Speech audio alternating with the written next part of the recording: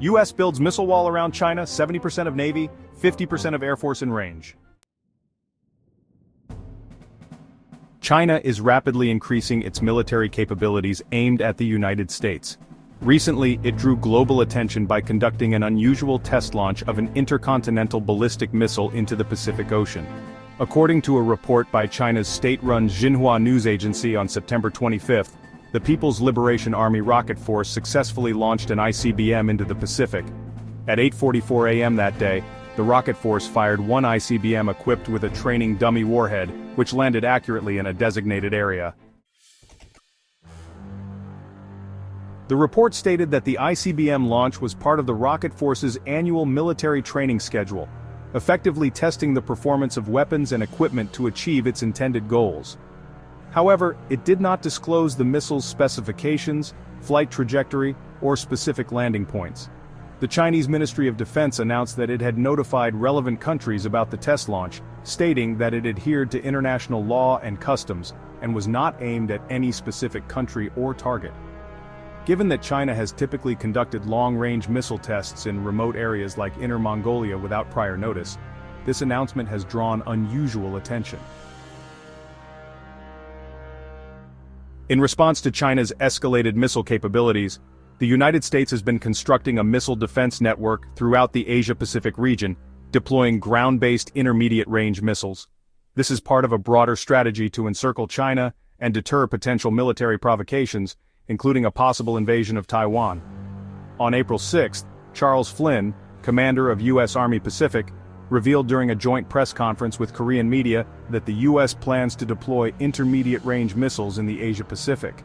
"I won't specify when or where they'll be deployed," Flynn remarked, reflecting the U.S.'s strategic ambiguity. Based at Joint Base Lewis McChord, the 1st Multi-Domain Task Force, or 1st MDTF, temporarily deployed the Typhoon launch system to northern Luzon in the Philippines.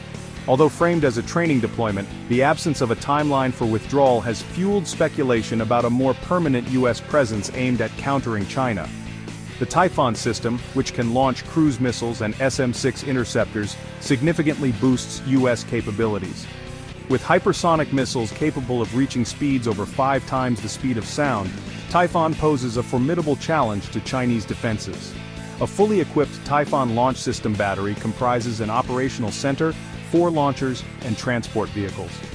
Following reports of the Typhoon deployment, a Chinese military blogger on Sohu.com claimed that 70% of Chinese naval vessels and 50% of Air Force bases are now within Typhoon's range. China's concerns highlight the system's strategic reach and its implications for regional security. This deployment marks the U.S.'s first overseas positioning of intermediate-range missiles since its 2019 withdrawal from the Intermediate-Range Nuclear Forces, or INF, treaty. The deployment is widely interpreted as a countermeasure to China's growing missile capabilities. According to the Asahi Shimbun, the U.S. Army's planned purchase of 330 Tomahawk Block 5 missiles over 5 years indicates that intermediate-range missiles in the Asia-Pacific region will likely increase. The U.S. appears to be forming a first island chain missile barrier, deploying units sequentially in Guam, Japan's archipelago, the Nansei Islands, and the Philippines, to restrict China's access in the Western Pacific. With Typhoon positioned in northern Luzon, the U.S. gains a critical advantage. Luzon's proximity, just 600 kilometers from the Taiwan Strait, allows for direct targeting of Chinese assets. From this location, U.S. missiles can reach the Chinese Eastern Theater Command, key naval and air bases, and other strategic sites along China's southeastern coast, providing a valuable tactical position. For years, the Asia-Pacific region has been defined by a standoff between U.S. Navy carrier strike groups and China's expanding missile forces. Historically, the U.S. has relied on carrier groups to assert its presence, while China focused on developing medium and short-range missiles to deter these naval assets. China's arsenal now includes the DF-21, nicknamed the Carrier Killer, and the DF-26 anti-ship ballistic missile. In 2019, China unveiled the DF-17, featuring hypersonic glide vehicles. China's naval ambitions have also accelerated. It recently launched its 3rd aircraft carrier, Fujian, and is expanding its fleet of large destroyers.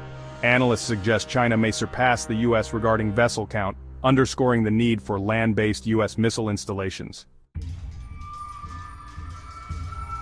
The U.S. is now moving to deploy additional Typhoon systems in Japan.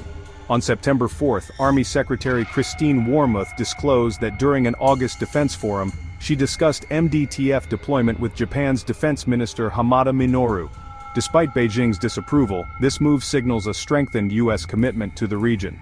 China, which has previously threatened the U.S. with intermediate-range missiles like the DF-17 and DF-26, is now facing counter-pressure.